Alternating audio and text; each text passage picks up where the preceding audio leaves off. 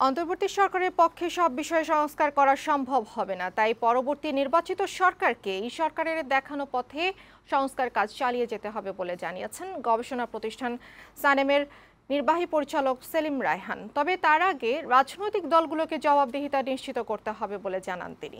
সকালে রাজধানী এফডিসিতে আর্থিক খাতে বিশৃঙ্খলা তৈরিতে ব্যবসায়ীদের রাজনৈতিক সম্পৃক্ততা নিয়ে আয়োজিত ছায়া সংসদে তিনি এসব কথা বলেন।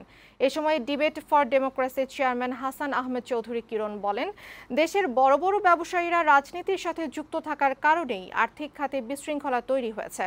যারা ঋণ জালিয়াতি করেছে তাদের চিহ্নিত করে উপযুক্ত শাস্তির আওতায় আনতে হবে বলেও জানান তিনি।